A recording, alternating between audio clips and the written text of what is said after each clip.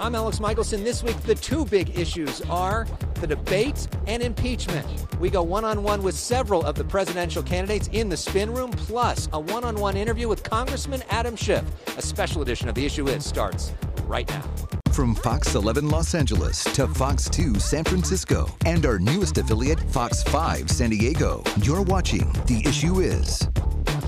I'm Elex Michaelson, and welcome to The Issue Is from the spin room at the Democratic debate at Loyola Marymount. You can see there is a media frenzy underway here after that Democratic debate. Some of the headlines, a big pile-on Mayor Pete Buttigieg, and the smallest field we've seen so far. The mayor just recently had a fundraiser that was held in a wine cave full of crystals and served $900 a bottle wine. Think about who comes to that. I think winning matters. I think a track record of getting things done matters. We've got an opportunity to speak to many of the candidates. Here's some of what they had to say. Joining us now is Senator Amy Klobuchar. Welcome to The Issue Is. It is great to be on. Thank you. And thank you for hosting this debate tonight in the great sunny state of California. It's a little warmer than Minnesota. We should have someone heading up this ticket that has actually won. It seemed like part of the biggest fight of this debate was between you and Mayor Pete, and it seemed like everybody and Mayor Pete. So what's your main point there, as with sort of the battle on the Mine moderates? was really, really simple. It is about experience, and it's about a decision of our party about who should be leading the ticket. It seemed like also part of your point is you're a senator who legislates. Yeah. And some of the other senators may be senators that talk a lot but don't legislate as much. Is that what you're going for? Well, I think that after these years of Donald Trump, who just divides people, doesn't work at all in any way across the aisle, I think having someone who actually has respect on both sides of the aisle, I think it's going to matter. Tom Steyer, welcome back to The Issue Is. Good to see you. It is so nice to see a friendly face from California. I can go toe-to-toe with Mr. Trump and take him down on the economy and expose him as a fraud and a failure. We need to be putting ourselves in a position to beat Donald Trump. And I don't think it's helpful under those circumstances to be going after each other, about how we raise money. I think the key question here is we know how Trump's going to run. Right. He's going to run he said it last week. Did you see that? When he was talking to the Israeli-American conference, he said, "You don't like me and I don't like you. But you're all going to vote for me because if a Democrat gets into office, your businesses are going to disappear in 15 minutes. So then what is your strategy? How do you actually run against Donald Trump Easy. in that scenario? Oh, I think it's easy, honest to goodness. Look, he is a fake business person. He failed as a business person. I actually succeeded as I started a business by myself. He's going to want to talk about prosperity. I know. I spent 3 decades figuring out what creates prosperity. And the question is, why am I the lone candidate of color on this stage? Fewer than 5% of Americans donate to political campaigns. You know what you need to donate to political campaigns? Disposable income. I tweeted out that I thought your question and answer on race was your best moment on the debate stage so far this cycle. What was sort of your main point that you were trying to get out there, especially as the only person of color who has been able to make it to this stage? The fact is, money and politics are very much wedded. And if you have Black and Latino people who can barely make ends meet, then they're, of course, going to participate in our political process at a much lower level. We have to even the playing field in terms of having a dividend of $1,000 a month for all Americans, and that would help balance the scale so that people of color could both support candidates at a higher level and also run for office themselves. Biggest moment, best moment for you tonight? How many of you all have a family member or a friend or neighbor with special needs or autism? If you look around, most hands went up. For me, as a father of a child on the autism spectrum, when I asked people in the audience to raise their hands if they had a family member or a neighbor or someone in their lives, and seeing all the hands went up was a very heartwarming moment for me. Anything else you want to add? Just want to say, the Yang Gang, we are growing all the time. We're going to grow and peak at the right time when the voting starts. This is the campaign of the people. Help us rewrite the rules of the 21st century to work for you. If it's not working for you, it's not working. Andrew Yang, great to see you. Alex, always a pleasure. Thank you very much. Really appreciate it. He's just as good looking in real life. Our thanks to Andrew Yang. We'll hear more from him later in the show. But up next, the one issue that was not addressed here at the debate. Stay with us. More of the special edition of The Issue Is continues.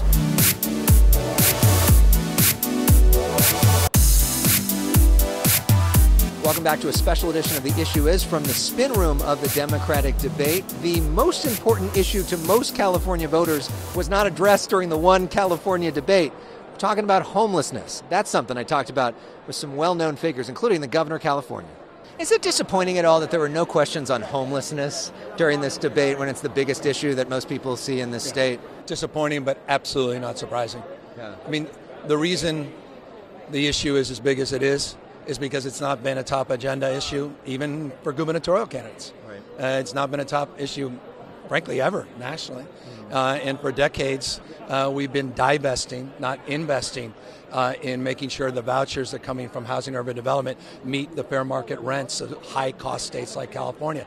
The biggest thing the United States government can do today, the next president, what President Trump can do tomorrow through executive order, is increase the fair market rents, the value of these vouchers, and we can get thousands and thousands of people in Los Angeles off the street in weeks, not years.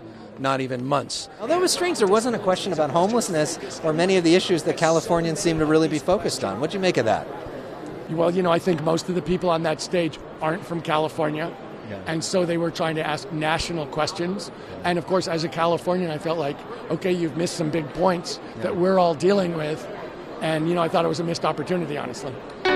Up next, the other big issue of this week, we're talking about impeachment. My conversation with Congressman Adam Schiff is next.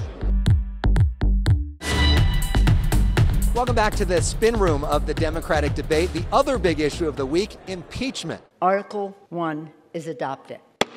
If you ignore it, if you say the president may refuse to comply. Congressman Adam Schiff of Burbank at the center of all of it. Earlier, I spoke with him.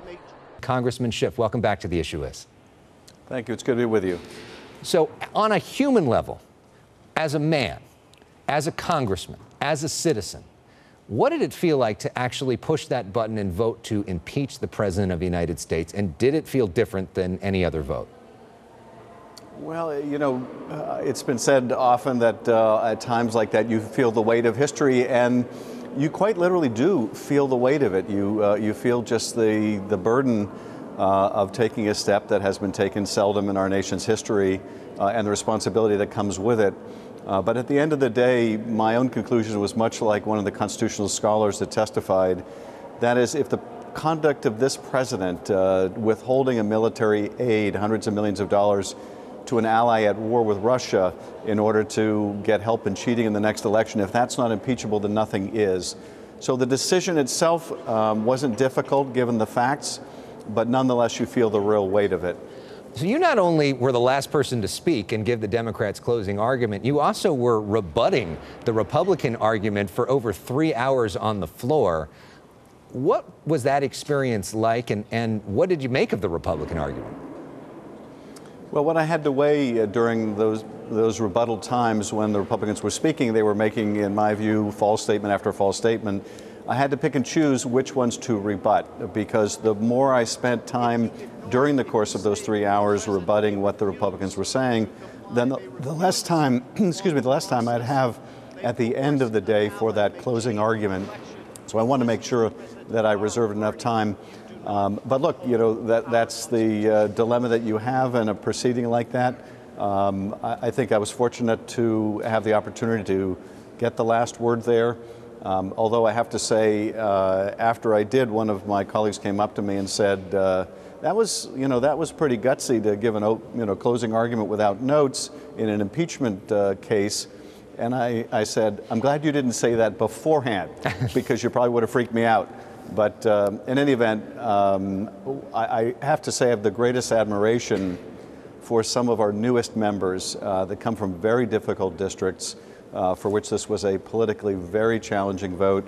But so many of them are service members, former service members, and they have a real sense of duty.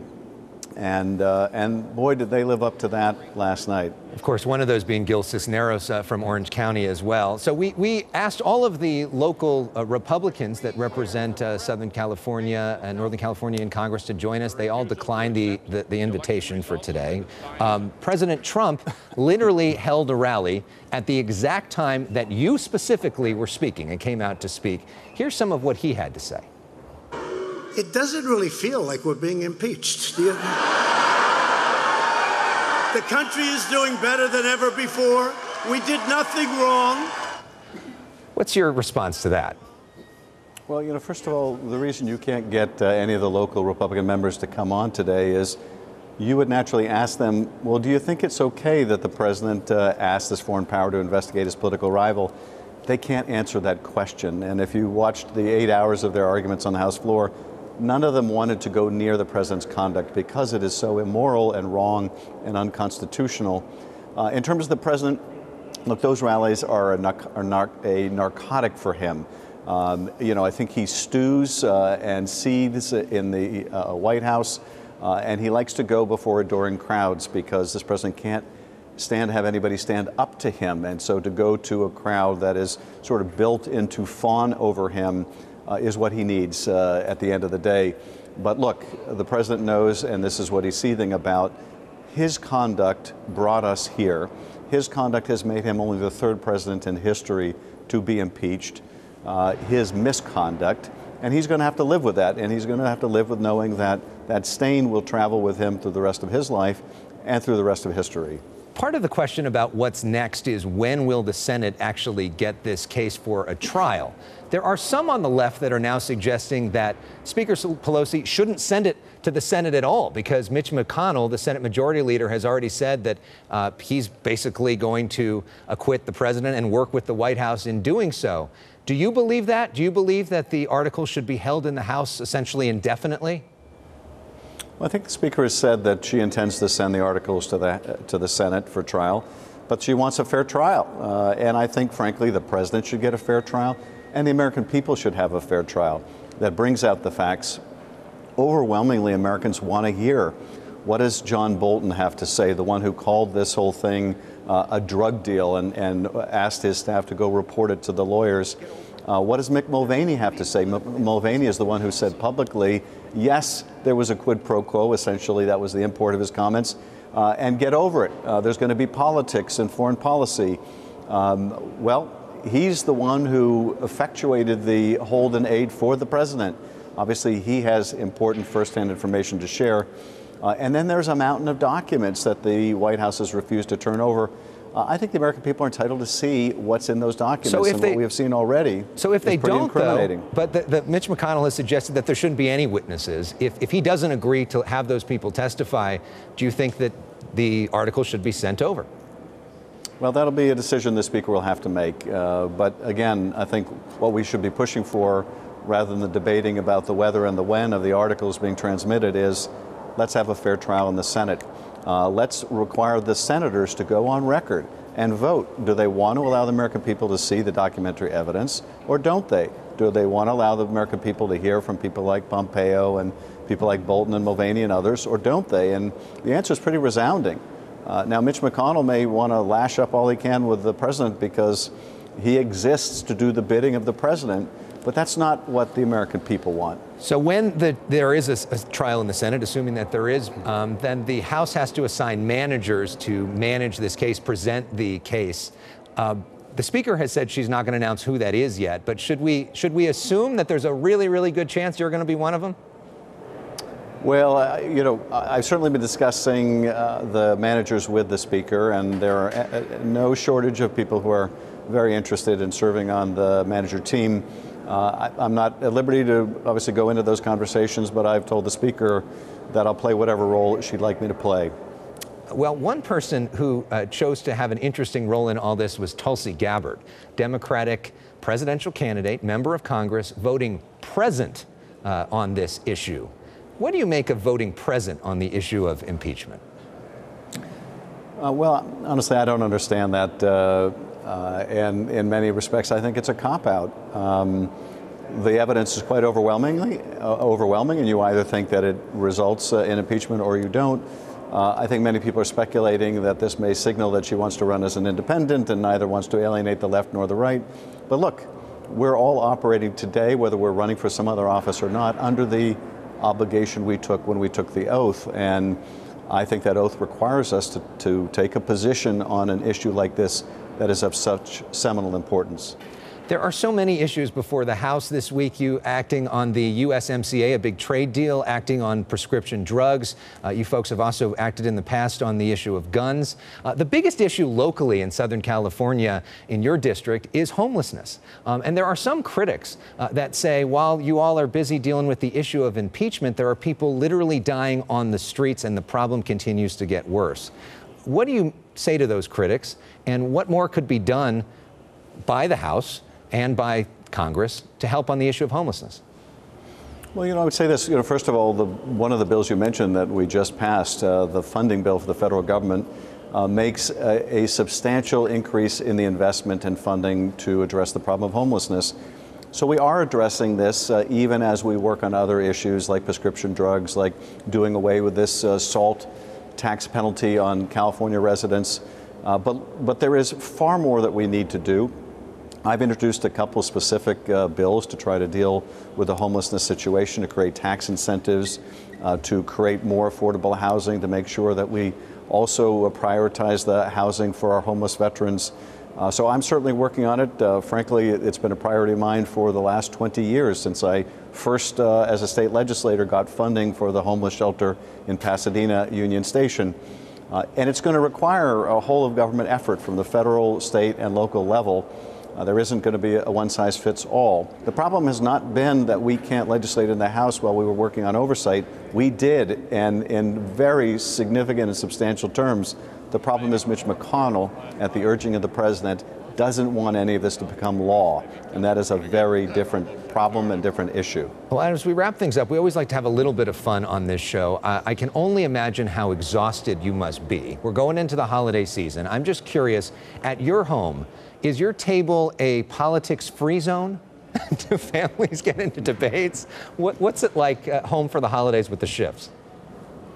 Well, there are times when I wish it was a politics-free zone at home. And I have to say, can we please stop talking about this? But I'm really looking forward to the holidays as a chance to kind of get away from it, recharge my batteries a bit, take a deep breath.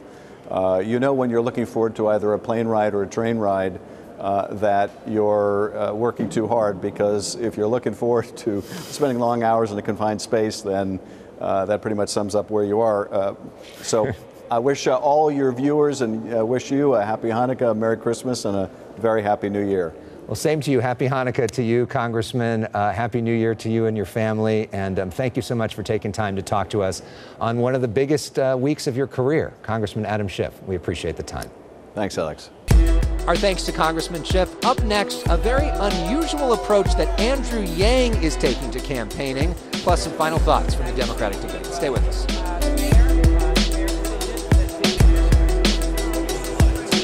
Welcome back to the Democratic Debate Spin Room. Andrew Yang may have the most unconventional approach of all of the candidates left in the field. And this week, he got some star power behind him. Andrew Yang gets some high-profile help from Donald Glover, a.k.a. Childish Gambino. Glover and Yang hosting a pop-up shop filled with Yang merchandise signed by Glover. Glover, now described as a creative consultant for the Yang campaign. What does Donald Glover's support mean to you? It's a thrill. He's such an innovator.